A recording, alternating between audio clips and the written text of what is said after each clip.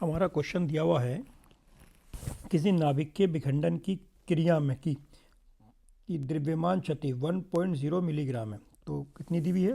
द्रव्यमान जो क्षति दी हुई है हमारे पास कितनी है बेटा? 1.0 मिलीग्राम।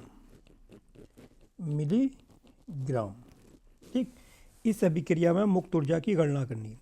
जब आइंस्टीन साहब ने यह बताया था कि जब किसी पदार्थ के द्रव्यमान में क्षति होगी, द्रव्यमान में कमी होगी, तो वो जो कमी है वो ऊर्जा में कन्वर्ट हो जाएगी। तो कितनी ऊर्जा बनेगी हमें इतने मिलीग्राम से हमें वो निकालना है। तो इस मिलीग्राम को पहले हमें ग्राम में चेंज करना पड़ेगा। 1.0 को पहले मिली में चेंज करें तो 10 की पावर -3 से गुणा कर देंगे तो ये मिली हट के ये ग्राम बन जाएगा। अब इस ग्राम को हम किलोग्राम में चेंज कर दें तो 10 की पावर -3 फिर गुणा कर दें 10 की पावर -3 से, तो ये हमारा हो जाएगा किलोग्राम। ठीक है, तो यहाँ हो जाएगा 10 की पावर -6 किलोग्राम। हमें निकालना क्या है बेटा? हमें निकालना है उसकी मुक्त ऊर्जा। मुक्त ऊर्जा होती है डेल्टा ई बराबर डेल्टा एम इंटू सी स्क्वायर। डेल्टा एम का मान कितना हो गया? 10 की पावर -6 और सी का मान है 3 गुणा 10 की पावर 8 और सी पे क्या होता है? स्क्वायर। तो 1 ये हो जाएगा। 3 का वर्ग 9 हो जाएगा और 10 की पावर कितना हो जाएगा? 16। तो यहाँ कितना हो जाएगा? 9 इंटू 10 की पावर 16 में से 6 गए 10 और इसका मात्रक हो गया जूल। ठीक है, ये हमारे पास इसका आंसर आ गया। ठीक, अब इसे नोट कर लीजिए। क्वेश्चन है हमारे पास, यदि किसी नाभिक के लिए द्रव्यमान क्षति हमें दिया हुआ है। द्रव्यमान क्षति को लिखते हैं बेटा हम डेल्टा एम से। तो डेल्टा एम का मान कितना? 10 की पावर -6 किलोग्राम। तो उसकी बंधन ऊर्जा इलेक्ट्रॉन वोल्ट में ज्ञात कीजिए। बंधन ऊर्जा निकालना है, यानी कि डेल्टा ई हमें फाइंड करना है। तो हमारे पास फार्मूला होता है डेल्टा ई बराबर डेल्टा एम इंटू सी स्क्वायर। तो डेल्टा एम का मान कितना है? 10 की पावर -6 और सी का मान है 3 गुणा 10 की पावर 8 का स्क्वायर। तो 10 की पावर -6 ऐसी रहेगी, 3 का वर्ग 9 हो जाएगा और ये हो जाएगा हमारे पास 16। यहाँ आ जाएगा 9 इंटू 10 की पावर -10 जूल। और हमें निकालना का है में इलेक्ट्रॉन वोल्ट में। तो जब भी जूल को इलेक्ट्रॉन वोल्ट में हमें कन्वर्ट करना होगा तो 10 की पावर -10, तो इसे हम डिवाइड कर देंगे 1.6 इंटू 10 टू दी पावर -19 से। बेटा ये पावर जो है यहाँ प्लस में आएगी, सॉरी कहाँ में आएगी? यहाँ प्लस में।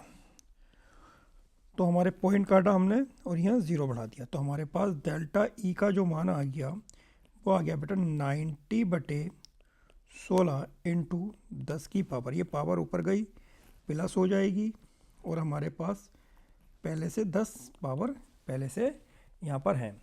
इसे काटेंगे, ये 45 बार हमारे पास कट जाएगा और ये 8 बार कट जाएगा। तो ये कितना हो गया? 45/8 हमारे पास हो गया इंटू 10 की पावर, ये हमारे पास हो गया बेटा 29। जब हम 8 से भाग करेंगे 45 को तो 8 पंजे 40 होगा, बचा 5, 0.8 छंग 48, बचे 2, 8 दूनी 16, 8 पंजे 40। तो कितना जाएगा हमारे पास? हमारे पास जो इसका आंसर आ जाएगा बेटा 6.25। कितना हो जाएगा? 6.25 5 कितना जाएगा इसका आंसर बेटा? 5.625 गुणा 10 की पावर -29 इलेक्ट्रॉन वोल्ट। तो इसका आंसर हो जाएगा, ये हमारे पास इसका आंसर हो जाएगा। ठीक है ना, तो आप इसे नोट कर लीजिए। बेटा क्वेश्चन बोल रहा है हमारा, यदि नाभिक एल्यूमिनियम 1327 की त्रिज्या 3.6 फॉर्मी हो तब नाभिक 52 T125 की त्रिज्या ज्ञात करो। तो जो नाभिक की त्रिज्या होती है बेटा, जो नाभिक की त्रिज्या जो होती है वो द्रव्यमान, नाभिक के द्रव्यमान की पावर 1/3 के समानुपाती होती है, ये हम जानते हैं। ये क्या है बेटा हम जानते हैं। तो इससे बेटा रिलेशन क्या बनेगा, जो हमारे पास R1 upon R2 A1 upon A2 इसकी पावर 1/3, यानी कि जो हमारे पास इसकी त्रिज्या है, इसकी त्रिज्या यानी कि एल्यूमिनियम की त्रिज्या को 3.6 है। कितनी है बेटा 3.6। तो इसकी जगह इसे 1 मान लिया हमने, तो इसकी जगह लिख देंगे 3.6, ठीक है। और T इसकी हमें त्रिज्या R2 हमें फाइन करना है बराबर। अब हमारे पास एल्यूमिनियम का द्रव्यमान संख्या कितनी है 27, कितनी है बेटा 27, ये 27 द्रव्यमान संख्या ये ऊपर वाली होती है, द्रव्यमान संख्या होती है। तो यह कितना आ जाएगा बेटा 27।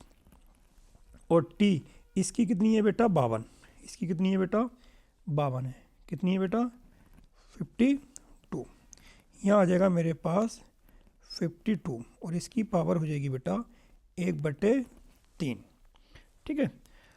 अब क्या होगा बेटा, अभी हम ये देखते हैं यहाँ क्या होगा हमारे पास, हम देखते हैं इस पे कितनी है बेटा इसकी द्रव्यमान संख्या 125। तो यहाँ आ जाएगा बेटा हमारे पास 125। तो हम यहाँ लिख देंगे बेटा इसका 3.6 अपॉन R2 हो जाएगा, 27 को 3 लिख दें और 125 को 5 और इसकी पावर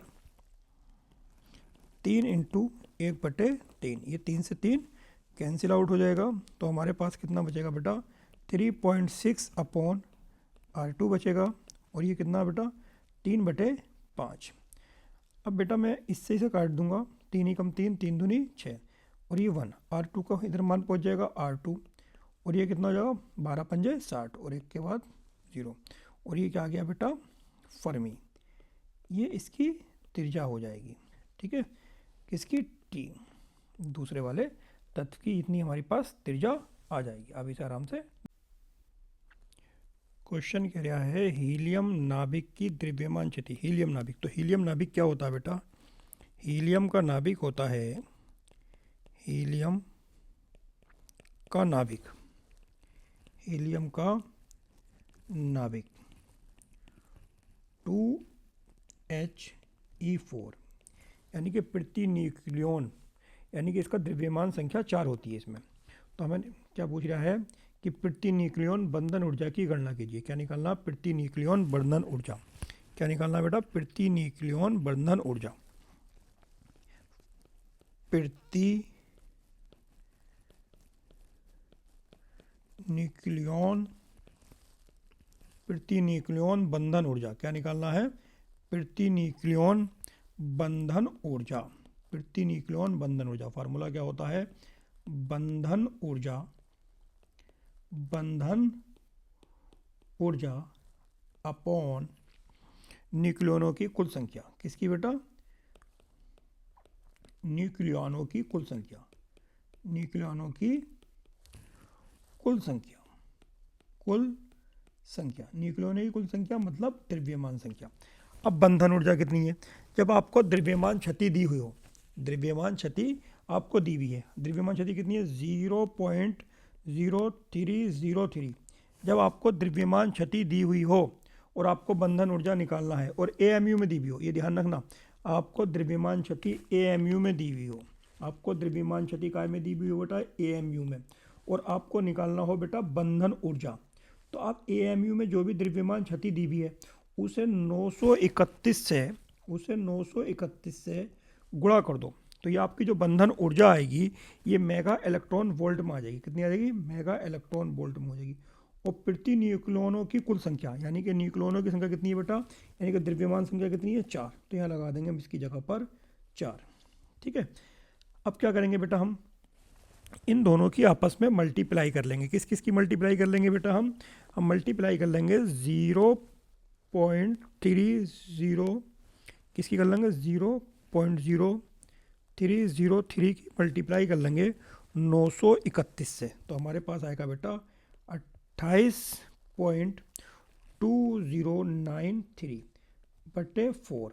फिर बेटा क्या करेंगे, हम इसे 4 से डिवाइड कर देंगे। किससे डिवाइड कर देंगे, 4 से, तो हमारे पास आंसर आ जाएगा 7.052 मेगा इलेक्ट्रॉन वोल्ट। ये हमारी आंसर जो आएगा मेगा इलेक्ट्रॉन वोल्ट में इसका आंसर आ जाएगा। ठीक है,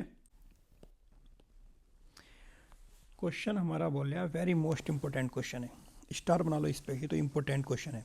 यदि 4 न्यूट्रॉन 3 प्रोटॉन संश्लेषित होकर एक लिथियम बनाते हैं, नाभिक बनाते हैं, लिथियम का नाभिक बनाते हैं, यानी कि लिथियम बन गया है, उसमें 4 न्यूट्रॉन और 3 प्रोटॉन है, तो कितने मेगा इलेक्ट्रॉन ऊर्जा विमुक्त होगी, यानी हमें ऊर्जा निकालना है। ठीक है, तो वो ऊर्जा बनेगी कैसे, जो द्रव्यमान में कमी होगी, वो द्रव्यमान में जो क्षति होगी, उस द्रव्यमान क्षति से ही हमारी क्या बनेगी, ऊर्जा बनेगी। तो द्रव्यमान क्षति जो होगी वो ऊर्जा के बराबर होगी, तो हम द्रव्यमान क्षति निकाल लेते हैं। सबसे पहला क्या निकाल लेते हैं, द्रव्यमान क्षति। तो द्रव्यमान क्षति निकालने के लिए हमारे पास फार्मूला क्या होता है, द्रव्यमान क्षति, फार्मूला क्या होता है बेटा, द्रव्यमान क्षति बराबर न्यूक्लियॉन का द्रव्यमान, किसका, यानी कि इन दोनों का द्रव्यमान, किसका, इसका न्यूट्रॉन और जो प्रोटॉन है मिलके जो ये बनना है उसका द्रव्यमान, क्या बेटा, 4 न्यूट्रॉन का द्रव्यमान प्लस कितने प्रोटॉन, 3 प्रोटॉन का द्रव्यमान, इस द्रव्यमान को m से लिखो, सॉरी, न्यूट्रॉन का द्रव्यमान यानी कि m और 3 प्रोटॉन का द्रव्यमान, इनके योग में से जो इसका वास्तविक द्रव्यमान होगा, नाभिक का वास्तविक द्रव्यमान माइनस कर दो, नाभिक का वास्तविक द्रव्यमान, वास्तविक द्रव्यमान जब मान माइनस करेंगे तो द्रव्यमान क्षति निकल के हमारे पास आएगी डेल्टा m। तो बेटा 4 इंटू mn कितना है, यानी कि न्यूट्रॉन का द्रव्यमान, तो न्यूट्रॉन का द्रव्यमान हमारे पास ये रहा, कितना है, 1.00867, ठीक है, प्लस 3 mp कितना, प्रोटॉन का द्रव्यमान ये रहा 1.00728 माइनस नाभिक का वास्तविक द्रव्यमान, नाभिक का वास्तविक द्रव्यमान ये हो रहा है हमारे पास 7.01436, ठीक है। अब यहाँ मल्टीप्लाई कर लो बेटा आप, 4 इससे कर लो, 4 सत्ते 28, 28 के 8 हासिल लगे 2, 4 छंग 24, 24 और 2 26 हासिल लगे 2, 8 चौक 32, 32 और 2 34 हासिल लगे 3, और ये 3 हो गया बेटा, ये 0 हो जाएगा और ये 4 हो जाएगा, इतना आ जाएगा, प्लस यहाँ कर लो आप 8 ये 24, 24 के 4 हासिल लगे 2, 3 दूनी 6, 6 और 2 8, कोई हासिल नहीं, 7 ये 21, 21 का 1 हासिल लगे 2, और यह 0 हो गया, 0 2 हो गया, यह फिर 0 हो गया, और ये पॉइंट हो गया मेरे पास 3, ठीक है। अब माइनस 7.01436, ठीक है। अब इन दोनों को हम जोड़ लेते हैं, 8 और 4 12, 12 के 2 हासिल लगा 1, 8 और 6 14 और 1 15 हासिल लगा 1, 1 और 4 5, 1 हासिल का 6, 2 और 3 5, 0 और 0 0, 4 और 3 7, यह आ गया माइनस 7.01436, ठीक है। अब माइनस कर दो, इसमें से 2 में से अभी से माइनस करेंगे हम 7.05652, माइनस क्या करेंगे 7.01436, 6 बचेंगे, यहाँ 4 बचे, 4 में 3 गया तो 1 बचा, यहाँ हमारे पास 2 बचे, और 5 में से 1 गया तो 4 बचा, यहाँ 0 बचा और यहाँ 0, तो हमारे पास कितना गया 0.04216 ये आ गया हमारे पास AMU, इतनी द्रव्यमान क्षति हुई। और जब भी हमारे, अब ये द्रव्यमान क्षति ही ये ऊर्जा में बदल गई, अब ये कह रहा है ऊर्जा को निकालना मेगा इलेक्ट्रॉन वोल्ट में, तो मेगा इलेक्ट्रॉन वोल्ट में निकालने के लिए हमें इसकी ऊर्जा निकालने के लिए डेल्टा E बराबर, आप द्रव्यमान क्षति डेल्टा M को आप 931 से जब गुणा करोगे तो ये आपकी ऊर्जा मेगा इलेक्ट्रॉन वोल्ट में हो जाएगी। तो हमारे कितना है 0.04216, इसकी गुणा करेंगे हम 931 से, ठीक है। चलो करते हैं बेटा गुणा, यहाँ पर 216, इसकी गुणा कैसे करेंगे 931 से। चलो 612400, ठीक है। 6 × 18, 18 के 8 हासिल लगा 1, 3 ही कम 3 और 1 4, 3 दूनी 6, 3 चौक 12, 12 के 2 और 1 0, 6 नीम 54, 54 के 4 हासिल लगे 5, 9 ही कम 9 और 14 हासिल लगा 1, 9 दूनी 18 और 1 19 और 9 चौक 36 और 1 37 और 9 3, ये आ गया मेरे पास 6 9 10, 10 4 14 15, 10 2 12 और हासिल लगा 1 7 और 1 8 और 1 9 और ये 3, कितने के बाद पॉइंट 1 2 3 4 5, 1 2 3 4 5, तो मेरे पास आ गया 39.25 लगभग मेगा इलेक्ट्रॉन वोल्ट। ये हमारे पास इसका आंसर आ गया, डेल्टा ई। जो ये ऊर्जा हुई हमारे पास, इतनी ऊर्जा इसकी आ जाएगी, ठीक है। अब इसे नोट कर लीजिए।